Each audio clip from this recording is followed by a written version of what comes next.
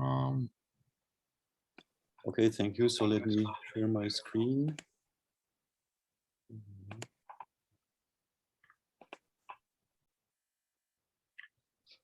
Okay, can you see my yep. slides? Okay, so we changed the gears. I'd like to talk about quantum fluctuations of energy. In fact, energy density in subsystems of a hot relativistic gas. And this work was done together with Arpan Das, Radek Ryblewski, and Rajiv Singh, the last speaker. Okay, let me first thank Masoud for the invitation to this nice workshop and for giving me the opportunity to present this calculation. So what's the motivation? I think the motivation is that, of course, we are quite happy with relativistic hydrodynamics, especially in the dissipative form, that does very good work in modeling of heavy ion collisions. Essentially, the whole space-time evolution, I mean, expansion of matter producing heavy ion collision is described by hydro. And then when we use hydrodynamic approach, which is essentially classical, then we talk about energy density, pressure.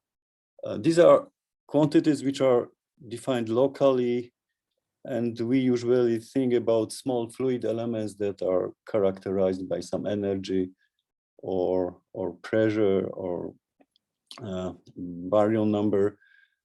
Fluid element formally in hydrodynamics has zero size.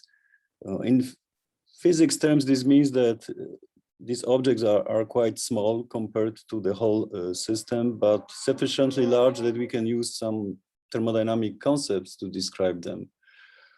Furthermore, if we do more sophisticated hydrodynamic calculations and we can deal with large gradients and complicated structures, let's say in the initial state, then we obtain such beautiful profiles, let's say of the temperature, like in this figure, which is one of the results by Björn Schenke and collaborators.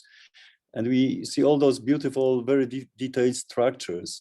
But such structures are classical. So the question is how far we can, in fact, believe that they really exist.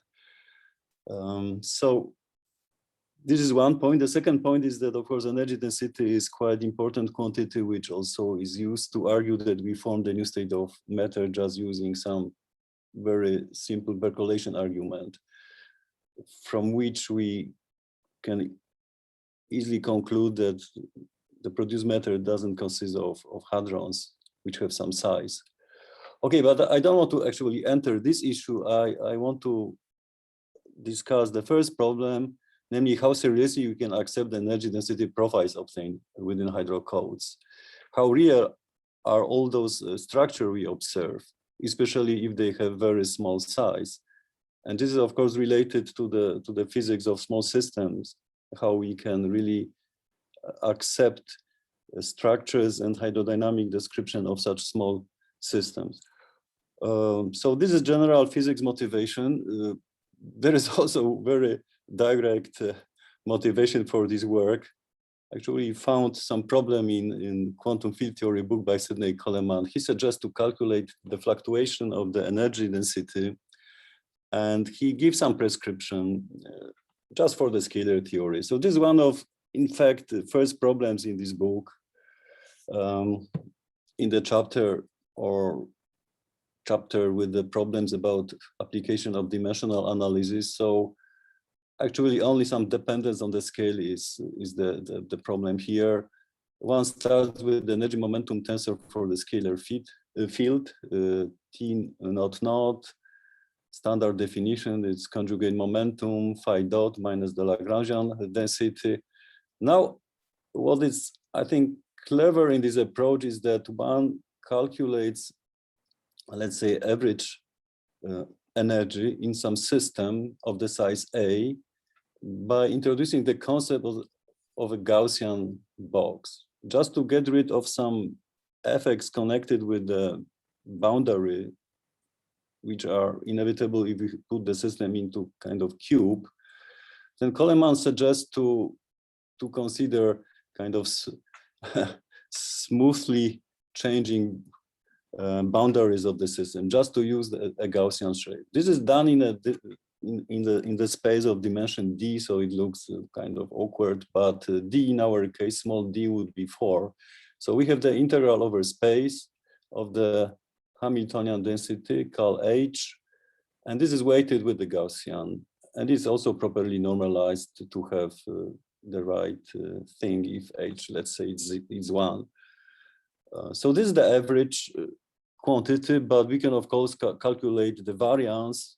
And the purpose of this exercise was to argue that, that the fluctuations of the energy density, in fact, this is the energy density because we integrate Cal H, which is the energy density or the density of the Hamiltonian. We first integrated over space, but we divided also by A cubed.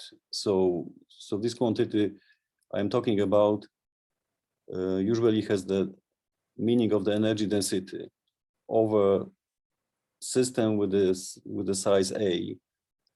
And now if A becomes small, there is some argument coming from dimensional analysis that the fluctuations behave like parameter A to the power beta H, and beta H is minus 2D. So for normal space, beta H is minus 8.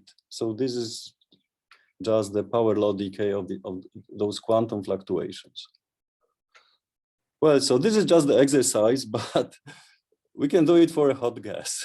And then we can simply look for quantum fluctuations in a thermal system and see how strong they are and what is typical scale where they become just standard thermodynamic fluctuations. So actually, everything is quite simple here, so I am even a bit afraid that I am showing such simple arguments here, but the results are somehow maybe unexpected, and I guess we can have an opportunity to discuss them later. Well, so what we do. So in standard statistical physics, we usually consider a subsystem of the system which is in global equilibrium. So S is let's say a closed or isolated system described by the microcanonical ensemble. Energy is fixed, and then we look for small subsystem of a closed system which is in equilibrium, but one of course argues that such system is described by the canonical ensemble. So SV is the subsystem of the system in global thermodynamic equilibrium. Now, if you look at the fluctuations of the energy in such subsystem, when you look at the variance of the energy, then we calculate the average of h squared. H is the Hamiltonian minus the average of h squared, and just to get dimensionless quantity, we divide by the average value of h squared. And from statistical physics, we can obtain the following result, that this variance, scaled variance, is equal to the temperature squared times the specific heat at constant volume, CV, over the volume and energy density squared. When the volume goes to infinity, this goes to 0. So this gives us the standard result that if we have the system which is larger and larger, then the fluctuations simply go to 0, and the description within the canonical ensemble is equivalent to the description in the microcanonical ensemble. Simply, there are no fluctuations, but for finite V, for finite volume, there are some fluctuations, and they are mainly determined by the specific heat. Okay, now the idea, our idea is to go to smaller scales. So we now consider a subsystem of the subsystem SV here, and look for the fluctuations of the energy in this even smaller subsystem. And we use this idea of Coleman to consider a Gaussian box, which is defined by this Gaussian, to avoid just boundary effects. So the calculation now is quite straightforward. What we do, we just can do the exact calculation for the relativistic gas of spinless particles with mass m. We can include Bose-Einstein statistics. We may try also to use this simple approach to describe perhaps more complicated system by introducing the degeneracy factor. So we can include the pion gas, we can include the isospin degeneracy, include G equal to B3, take the mass to be 150 MeV. We can also think about perturbative QGP with almost massless particles and let's say 40 internal degrees of freedom.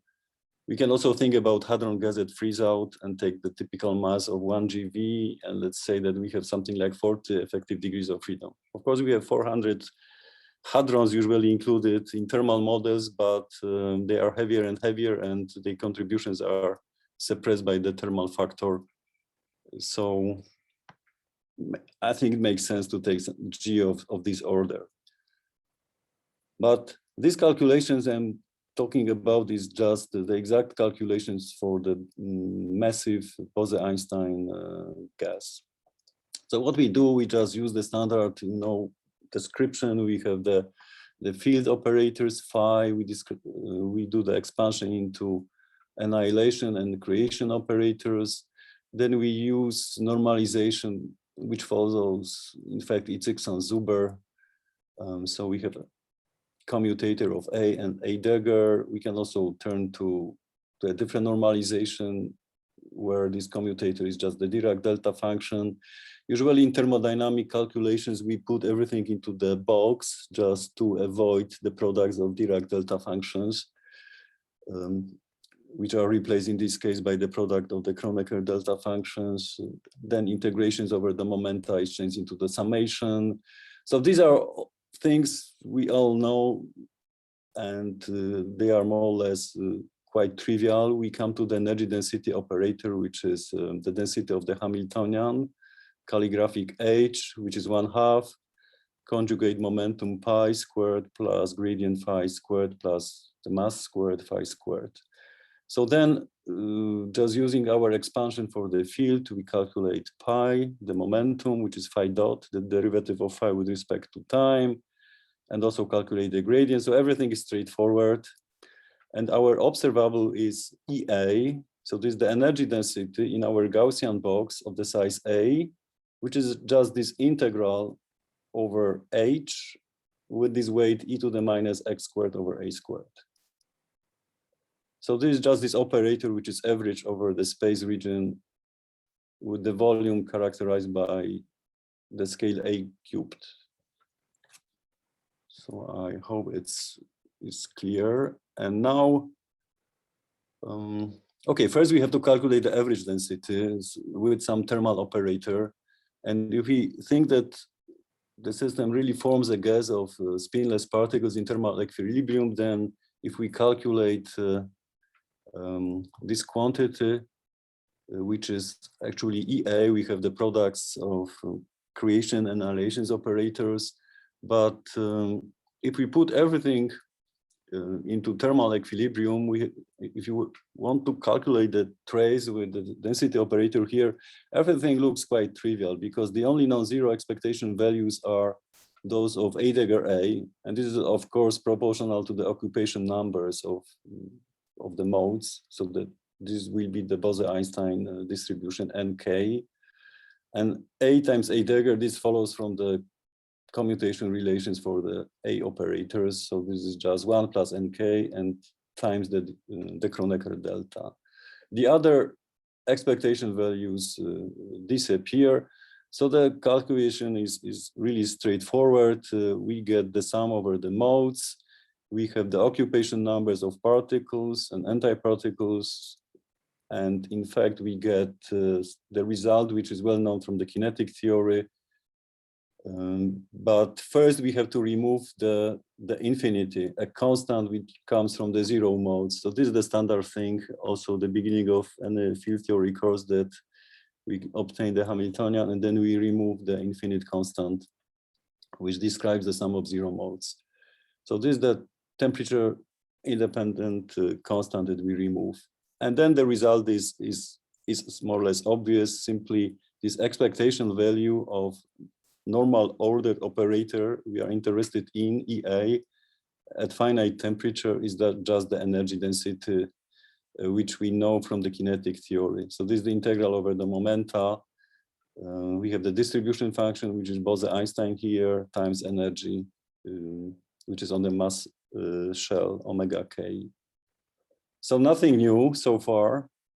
The new thing is if we want to start to calculate the fluctuation. So we define the variance first. So we have the operator EA, which is as here. It is just here. It's the average over cal H, but we do normal ordering because we want to remove the zero modes. So the variance is just the mean value of the product of normalized, I would say normal ordered operators EA times the average squared as usual in the definition of the variance.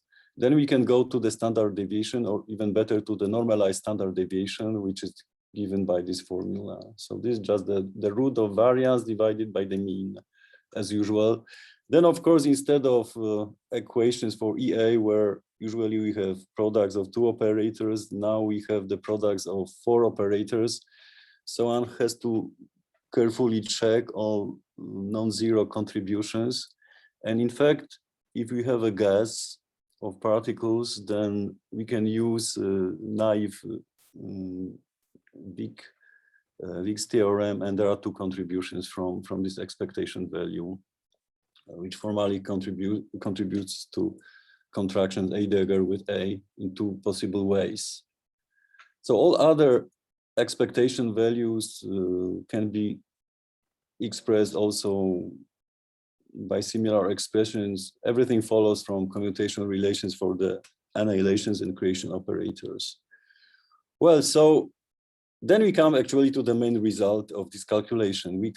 We have sigma squared, so this would be the variance of our energy density in our Gaussian box of the size A for particles with the mass m at the temperature T. And this is the six-dimensional integral. We have the integral over the momenta K, which is d capital K is the Lorentz invariant integration measure as here. There is another measure, which is again Lorentz invariant dk prime. You have n of omega k, so there's occupation number times 1 plus another occupation number. There are some, energies, momenta multiplied, squared, and we have these Gaussian weights coming from the definition of our box. So this is the main result. I should say that we, again, even if we have this normal ordering here, we get here additional infinity, which is temperature independent, and we just remove it, we just ignore it. This term is defined here. It's just infinity. It's independent, but it's independent of the temperature, so it doesn't contribute to thermodynamics, and we neglect it. Well, now, okay, we had some questions. Okay, we ask ourselves some questions whether we perhaps should use different definition, and in fact, perhaps we could avoid having this infinity, and then natural thing is just to do the normal ordering outside of the products. Then we get similar results. The difference is twofold. First, in this new definition, we have the products of the distributions, not n times 1 plus n as before, but now n times n.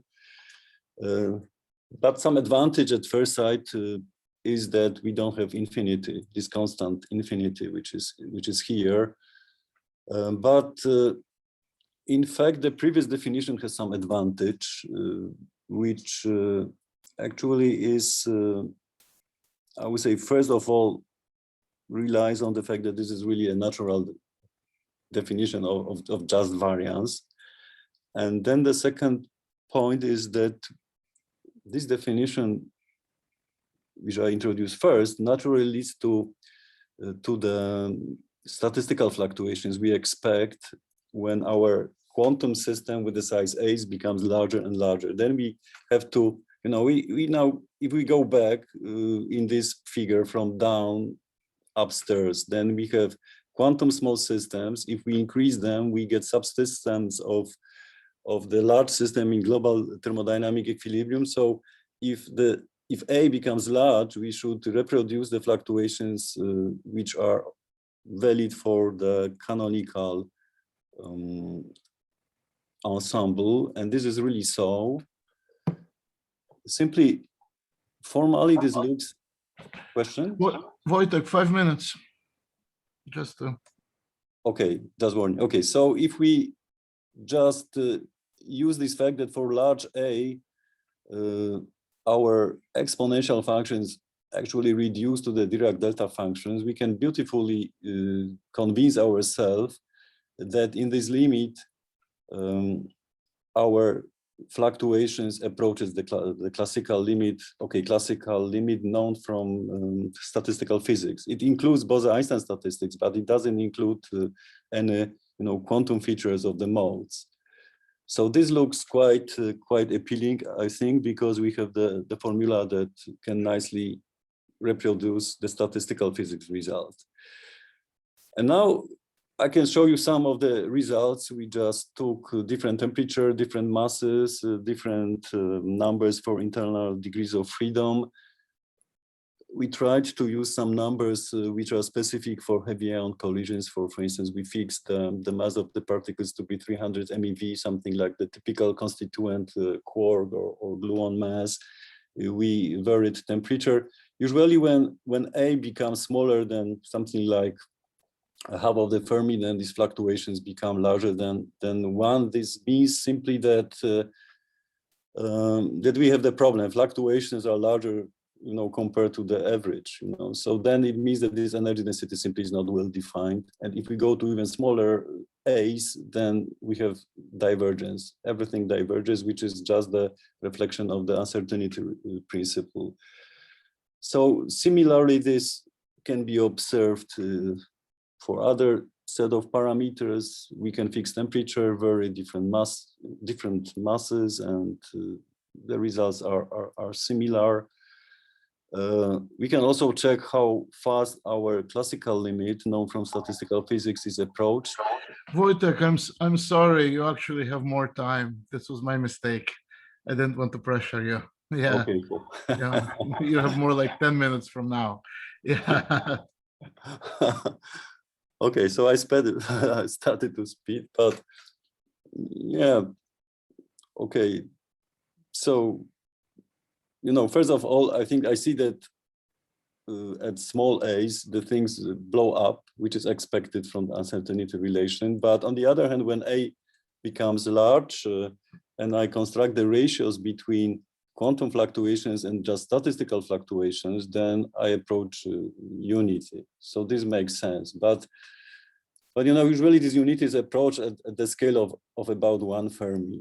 So if we go for different values of the parameters to the sizes which are a fraction of Fermi, then first of all, quantum fluctuations matter, and also I would say the fluctuations are quite large compared to unity. So this means that energy density is not well defined. So if actually such operators could be measured, if they correspond to some observables, then this would be actually a problem to think that we have energy density well defined if we just consider scales below 1 Fermi. So this looks like this. Yeah, so I can come to the conclusions which show that these quantum fluctuations are quite large. They are at least of the order of 20%, even for the sizes of the fluid element of 1 Fermi. And this is expected from uncertainty relation, and because if we just want to measure particles in the small size, then momentum is not well defined, and also energy and energy fluctuates. Yeah? So this is just the expected result, but of course, this is just explicit calculations, which is, I think, valid, and I think it agrees also with statistical standard physics for large A. So this is encouraging that we simply have a valid result. Physics consequences. Okay, so this is the question we are asked quite often, and it's perhaps difficult to answer. Of course, if energy fluctuates, there is the place for more energetic processes for production of rare probes and maybe heavier particles. But of course, this adds also some worries, and I think this finding also contributes to the well-established puzzle of unreasonable effectiveness of hydrodynamics in modeling of heavy ion collisions. Okay, so I think maybe I may add, if I have time, one comment. I think we did it also for fermions, for different actually options of the definition of the energy momentum tensor. Quantum fluctuations do depend on the choice, whether it's Belinfante or GLW or some other options, but for large A, they all become classical fluctuations, which are the same. Perhaps one has to invent some other measures of energy density fluctuation, but this is really open. I think this is the first study of really quantum thermal fluctuations of energy density. So thank you, that's it. Thank you very much thank you for remaining in time, being ahead of time, and I'm very sorry that I confused. Okay, not a problem. I confused the timetable. Yes. Well, we have plenty of time for questions. George. Hi, Wojtek. Thanks for Hi. this interesting talk. So, I mean, from the uncertainty principle alone, you could have already estimated that such a thing could exist, right? As you keep decreasing the dimensions, but it's nice to see a sort of like more specific calculation as you indicated here. So, but my question is more like, when it comes to the consequence, does it mean that we have to worry not only about the one-point function of T mu, but also its fluctuations? Oh, I stopped hearing you. All right, can you hear me? Oh, yes, now, yes. Sorry, yeah. So my question is more like, do you think then, as we go towards more smaller and smaller systems, we have to somehow include the effect of higher order point functions of energy momentum tensor in the dynamics? So how would you do that? I think we have to worry what is really observable. I think in the context, I would say, whether such energy. Okay, there's echo. I think we have to worry actually whether such quantities are measurable. I think maybe one has to really always define energy density through some definition of field operators and answer the question whether such combinations of field operators is really measurable, whether it corresponds to some observables. Of course, if you go to the gauge fields, then there is the guide from gauge invariance, but okay, this is even more difficult question maybe to answer. But if we think about effective theories and with different energy momentum tensors, then I think the question is how we actually assign such energy momentum tensor to some observables, whether it is possible. And actually, I cannot answer this question. I think it's some sense puzzling at how this is related to the observables. But I think this naive concept of energy density probably doesn't exist. I would say that we have to say, okay, we measure something that corresponds to some combination of field operators. First, we have to answer the question whether we can measure this from principles. QFT principles, and then whether we can connect it with some observables. But this would be always not unique in some sense also. Yeah, I'm afraid whether I answer your question, but I think this is result as it is, but I think to get some physics interpretation is more difficult. A doggy asks questions. I cannot answer the doggy's question. Yeah, dogs know about dogs understood pseudo gauge. Francesco. Yeah, it was not me barking. Yes, I mean, I would like to resume this this interesting discussion by saying that this is a lesson that we learned, Wojciech, if you remember when we. I remember, yeah. I guess what you want to say, but please go ahead.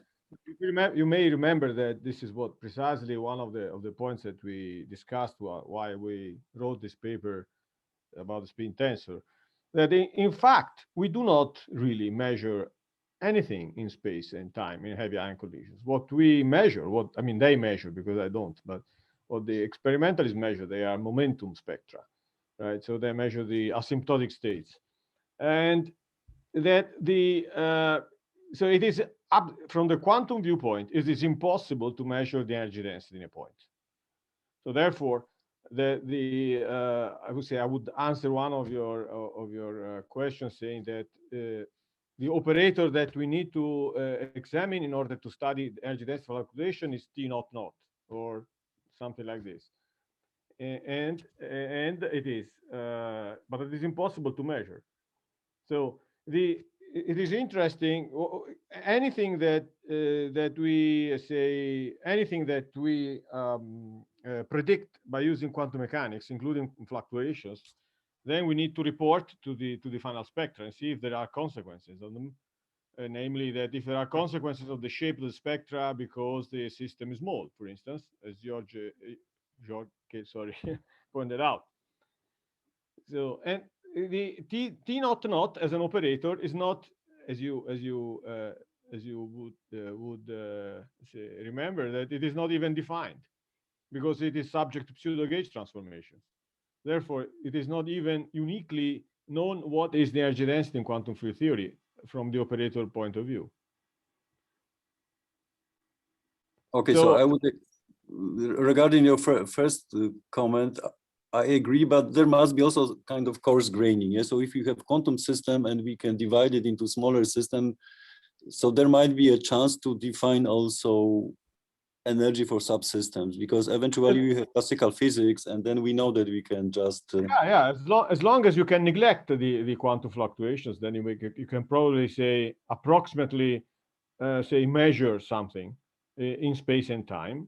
So as long as you stay classical, but then as soon as you turn quantum mechanics or quantum field theory on, I think that this is lost. Yeah, so maybe this is also connected with George's question somehow, how, what I try to answer, whether there is kind of connections to some observables. I am not talking about no T naught naught, but some averaged, of course, T naught naught over some space region.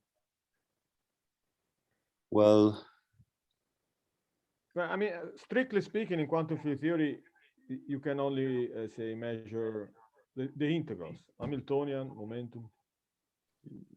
Well, but not, but actually, Coleman argues that it is not so. No, Coleman, sorry, but Coleman, so you can calculate these fluctuations, of course. But the point is how, I mean, how can they be measured? If you can couple them to some sources, I guess. Yeah. So the question is whether we can connect, somehow couple some forms of energy momentum tensor to some sources. Of course, in gravity, you couple it to gravity, to yes, the metric in gravity, tensor. you couple to the geometry. Therefore, you can measure the geometry and yeah, but we don't expect that geometry fluctuates on such smaller scales. So okay, yeah. Well, just as I would like to make a comment. that so you can understand pseudo-gauge transformations from sort of another point of view as a generalization of angular momentum. If you can reduce pseudo-gauge transformations to a redefinition of the field coupled with a local boost. Coupled with a local boost. That's what pseudo-gauge transformations are.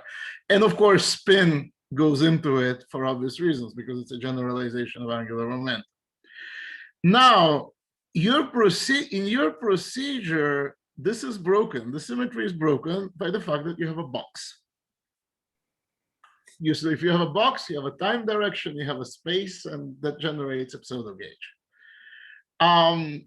So in a sense, so I think that this is sort of the explanation of what is going on. In a fluid, you have no box, but you can, as you say, there are subsystems in local equilibrium. We talked about Zubarev. The d sigma mu sort of chooses a direction of the box to have a size, a direction in which sort of this box moves, a local volume and a direction in which this box moves. This is a choice. This is d sigma mu. And this choice probably also breaks the pseudo-gauge. There is a tension between coarse graining and pseudo-gauge symmetry. And this is what, and this might be how to physically sort of explain possible effects about this. I am not sure, though, that a future pointing correlation, I mean, in quantum field theory, a big thing is future pointing commutators. You subtract the fluctuation of the vacuum by measuring a commutator, for example, causality in the future and then in the past, right? And that might have something to do with an observable like this being unmeasurable. That every part of this commutator depends on the pseudo-gauge, but it cancels out. Yeah, I didn't actually talk about pseudo-gauge. I only mentioned that we did some calculations about pseudo-gauges because I didn't want to make the confusion that with the pseudo-gauges at the end. Sure. This is just for the gas of pions, yeah, let's say, and there's no interaction, you know, it's in non-interacting gas. It's just we do the measurement of the energy, hypothetical measurement. Well, I admit, I think we have to think about physics, what this means somehow, but, you know, statistical fluctuations are measured, and now somehow we have just the formalism that tells us what happens if we just probe the systems which are smaller and smaller, and there is another contribution to the fluctuations. So this, I think this needs something. Oh, maybe shows something, I should say. Of course.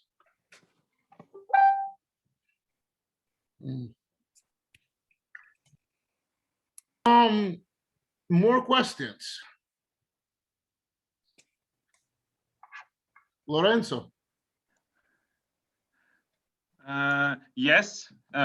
Hello. Thank you for this talk. It was simple but enlightening. I wanted to ask you, you were talking about a contribution, a vacuum contribution that is infinite and you somehow remove. Yes. When it comes to putting the ordering, the normal ordering, just in the definition of the Hamiltonian, I somehow understand it that one can do it because in the end, an overall constant doesn't change the equation of motion. So somehow one can fix the Hamiltonian in such a way that on the vacuum gives 0. But in this case, the fact that one gets this infinite, I would say that is just the proof that we can't really measure this thing because this thing is infinite. Because we are not allowed to remove this infinity in the same way in which we are allowed to remove the constant in the Hamiltonian, because in the Hamiltonian one removes the constant, because also in the Lagrangian, in principle, there is always the possibility to add and subtract a Lagrangian that shifts the Hamiltonian. But I'm not sure if in this case also this infinity that comes from there can be removed, because in the end it's really a term that it's unconnected to fluctuations in which you have 2 creation operator and then other 2 annihilation operators in the correlator. So I would take it as an indication that maybe it's not something real measurable because of this. Okay, thank you for this comment. So Actually, we first thought that if you do these calculations, we get simply the vacuum fluctuations. Actually, the term we neglect is exactly the term Coleman wants to solve as the problem. But because the problem was about dimensional analysis, you know, the answer is that this infinite term goes like 1 over a to the power 8. And there is a constant, and then Arpan actually found first that this constant is infinite. So then I started to worry that, you know, Coleman was giving this problem for a couple of years for students at Harvard, and nobody told him that it's infinity. And then I thought, okay, it couldn't be so, yeah? There must have been some clever guy who told him that this is something like infinity over AQ, a to the 8th power, yeah? But yeah, so then we tried to actually find some literature, and actually found that there is calculation of this term in one paper by using some smeared field operators. And then this becomes finite, but this really decreases faster than our fluctuations. Mm. Yeah, so actually in our paper, we give the references to and explain that if this term is really taken from another paper, is negligible compared to what we found, because it really decreases very fast. Okay, so somehow one imagine, yes, sorry. Yeah, somehow, Yeah. so we couldn't actually calculate it. And then we found also some, you know, talks by Wheaton, where he argues that the smearing of the operator should be done not only in space, but in time. So this looks that this is just very fundamental, perhaps, problem in the quantum field theory. I mean that instead of field operators, which have, you know, distribution values, we have to use some smeared operators, but okay, I see. Even geniuses do not know actually how to do it. Okay, so it's connected with the problem of making smeared operators. Okay. Yes, this is connected with smeared operators somehow. Mm-hmm. Thank you.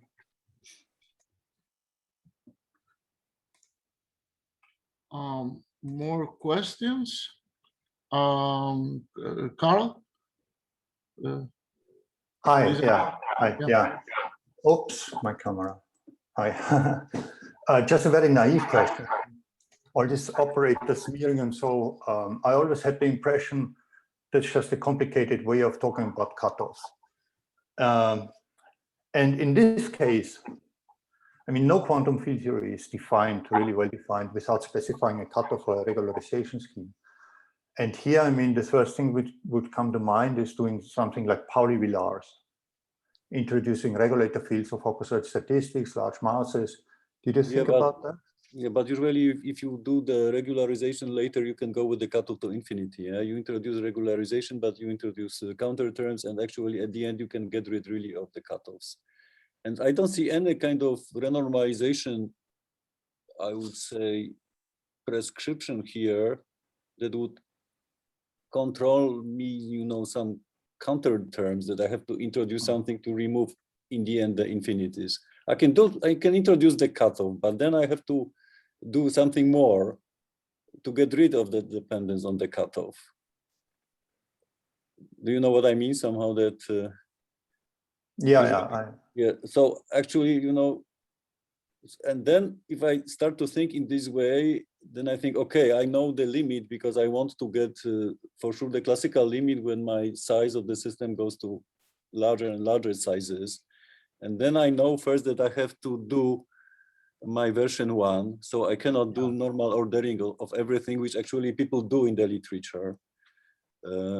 We found some examples, because then I spoil completely actually the classical limit on my quantum equation. So if I do the normal ordering of everything, everything is finite, but I don't get the specific heat. I get something completely different, and even I don't have divergent fluctuations for the size a equals 0. So kind of normal ordering of everything, what some people do in the literature, I think it's physically probably not appropriate, because the large a limit is unphysical. So this approach looks good, but maybe, you know, to make it better, one should use some version of these smeared operators. We are not actually clever to do it at the moment. Okay. And I just mean, you will have the same problem once you try to remove the smearing and go to a local field definition again. Right, yeah, but I don't see any kind of renormalization kind of principle that in the end allows me to go with the cutoff to infinity here. Yeah, but you might be able to isolate the divergence from a finite part and keep the finite part as physical, which depends on. Yeah, maybe one should use this dimensional regularization here and remove the pole contribution. Yeah. Okay, just.